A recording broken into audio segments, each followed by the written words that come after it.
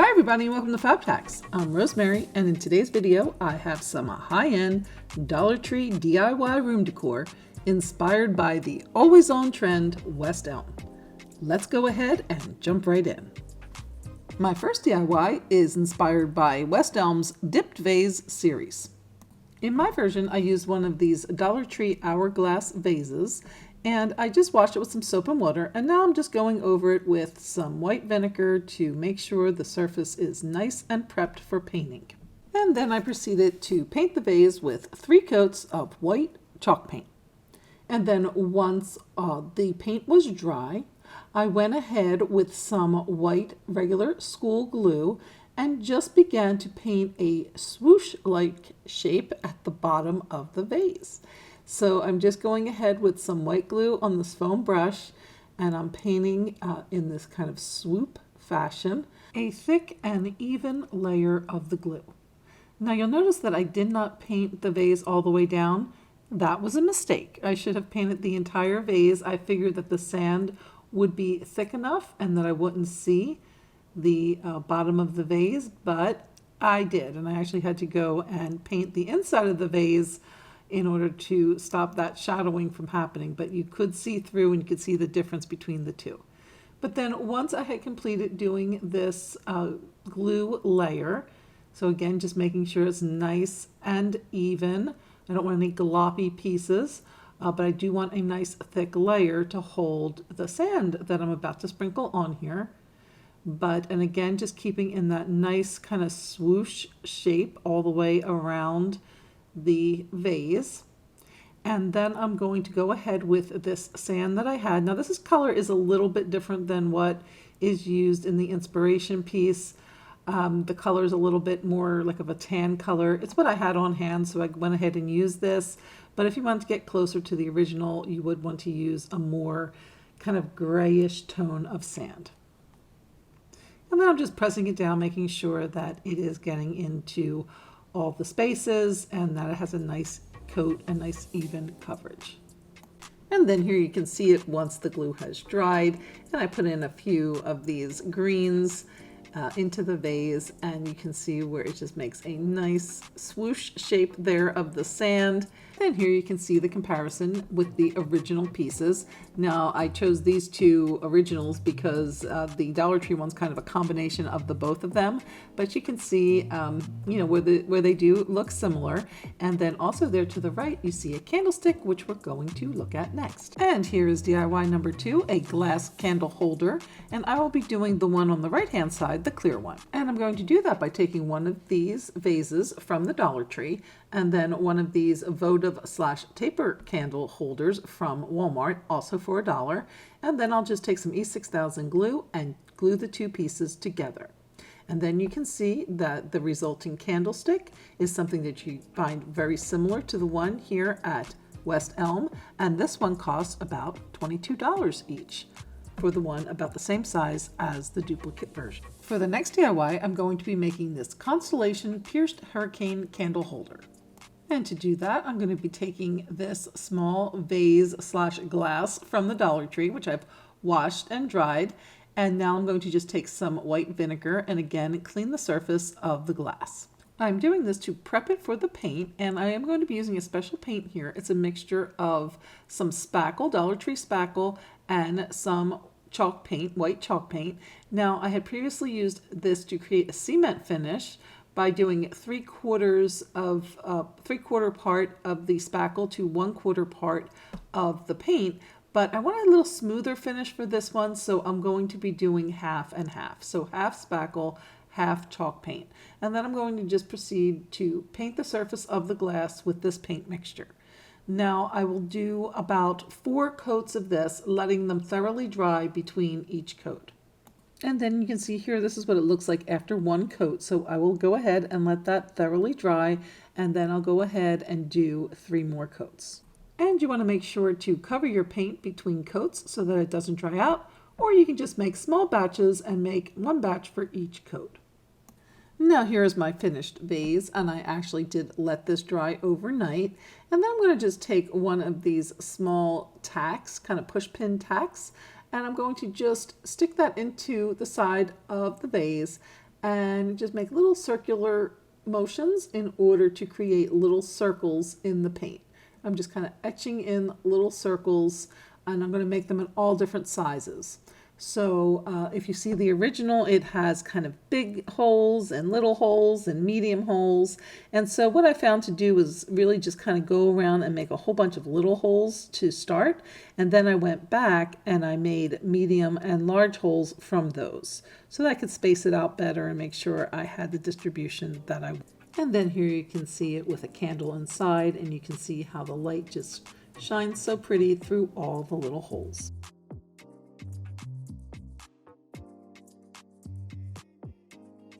And now here we can see it next to the West Elm inspiration piece. And they do come in various sizes at West Elm. But for this version, which is about 5 inches, which is the same as the Dollar Tree version, is also about 5 inches high. That one costs about $20. And this Dollar Tree version came in around $2. Next up is the Opalus Dipped Basket. For my version, I'm going to be using this Easter bucket that I got from Dollar Tree. I'm going to just remove the handles. They just snap right off. And then I want to sand down the surface a little because this is plastic and I do want to paint it. So I'll be sanding down the surface all around. Up the top, I'm going to be doing some decoupage, so I also want to get that surface ready as well. And then I'm going to just go over everything with some white vinegar again. This is to clean up the dust as well as prepare the surface for the paint. And then I'm going to go ahead and paint the bucket with some white chalk paint, and I will do about 3 coats of that to cover those dots.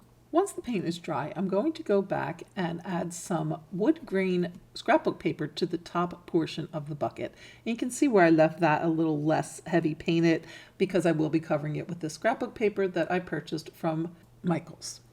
But first I'm going to paint the rim in some of this Waverly chalk paint in the color Truffle. And then once that is dry, I'm going to go back with my scrapbook paper and put some decoupage there along the rim. And you can see how I already cut a piece of the scrapbook paper to just go around the rim, and then the second piece will go down below it around the body of the bucket. But because there's a little rim there, I did want to make that cut. It'd just be easier to apply the scrapbook paper if it was in 2 pieces like that. And then I'm just going back with some Mod Podge to place the second piece of scrapbook paper on, just applying a nice thin even coat and just getting that scrapbook paper lined up straight, and then make sure that the right pattern is, I had to kind of flip it there for a second because I put the pattern on the wrong way, but then I can just go ahead and lay that scrapbook paper down. Then to wrap the back, I'm going to take a second piece of the scrapbook paper because I do want to get the print in the same pattern. So again, I'm cutting at the same point on the second piece of scrapbook paper. I'm cutting a strip for the rim, and then I'm again going to cut a strip for the body. To create the handles, I just took some of this faux leather material that I had on hand. I believe I originally purchased this at Michael's, and I just cut strips of the material. And then I took some hot glue and glued them to the sides of the bucket. And here you can see the finished project, and as you can see, it can be used as a planter, or maybe you might want to use it as a basket or bucket for storage instead. And now here it is next to the original inspiration piece from West Elm. And the West Elm piece does cost about $200, and the Dollar Tree version probably about $3 or $4 with all the materials.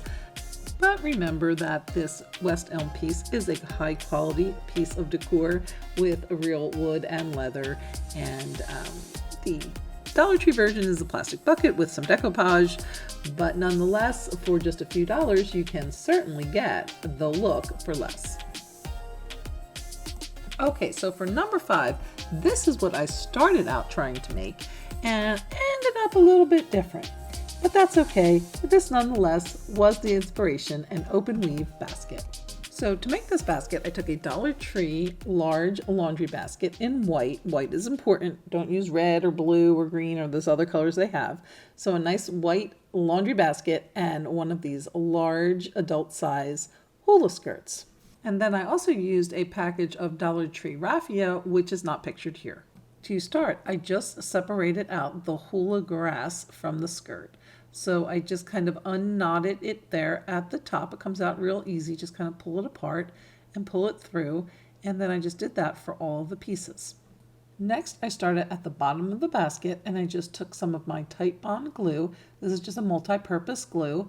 And I just placed it there, the glue there at the bottom of the basket, and then just began wrapping the bottom of the basket with the hula grass.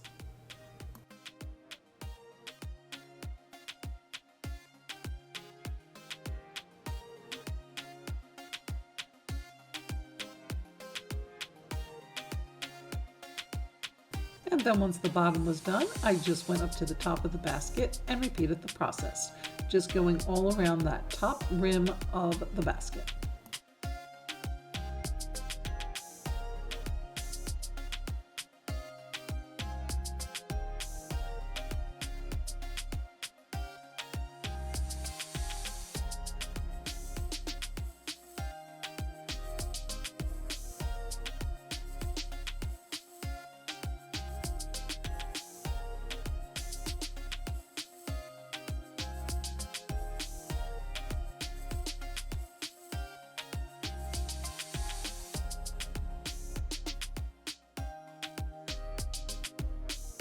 And then I went back and covered all the vertical lines of the basket in the same way, just adding a strip of glue and then going back with a strand of the hula skirt grass.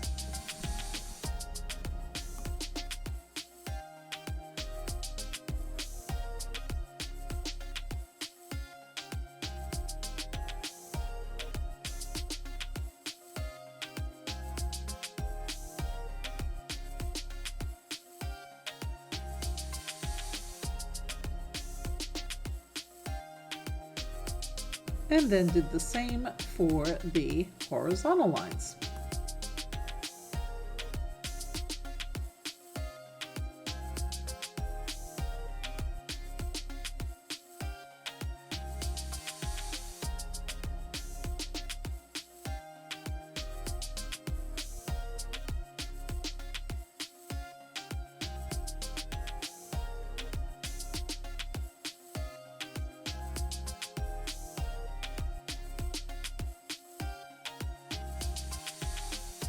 Once the outside was done, I did it for the inside.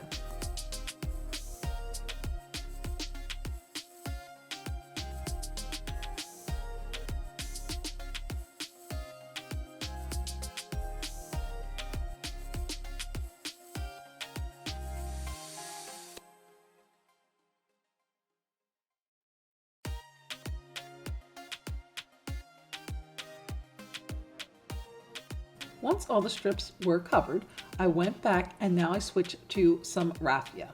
I was going to use the hula skirt grass, but it was a little thin. I was afraid it was going to rip and the raffia would be sturdier. So I did switch to that. And all I did was I started at the top, and this is where I vary from my design a little bit. I was going to do those V shapes up and down. I was going to use the hula skirt to do that, or the hula grass of the skirt to do that. But again, I was a little concerned with that it would tear over time. So I went ahead and decided to use the raffia, in which case I needed to weave it instead. So all I did was tie a piece of the raffia to one of the spokes there on the basket, and then I just began weaving it in and out of the spokes.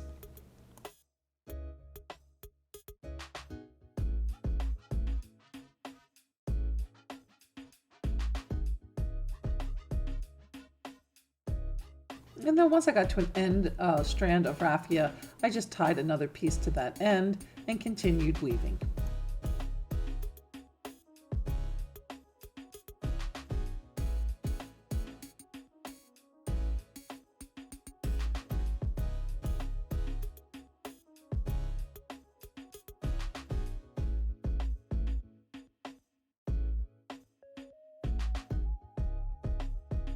Now, this Dollar Tree raffia obviously isn't the best, but it's what I had on hand, and in the end it worked out okay, but I think a better quality raffia would definitely be better here.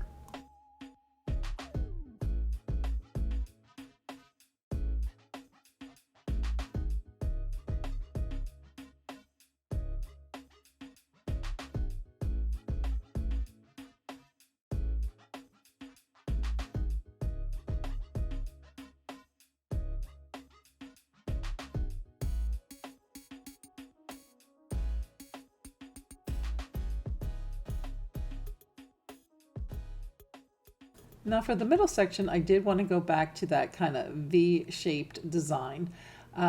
So I tied a piece of the raffia on the one horizontal piece there, and then just proceeded to weave in a V pattern up and down those next two sections of the basket. So instead of just doing the one section, I did go two sections and weave in between those two sections. And then I'm just kind of making a V pattern in each one of those sections. And then taking the raffia down and bringing it back up again into the next section. And you can see here from the inside a little better how I was just making that V pattern. And again, I would just do the same thing. Once I got to the end of a strand of raffia, I would just tie another piece onto it and continue weaving.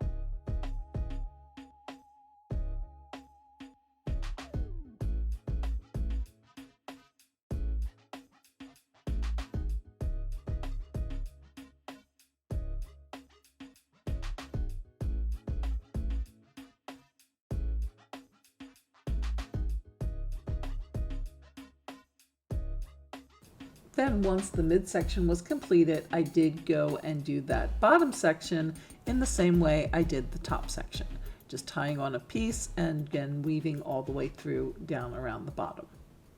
And now here's a look at my basket after I've completed my weaving. So I have that top and bottom section where I went around the basket horizontally, and then I have this midsection that I went up and down in that V pattern vertically.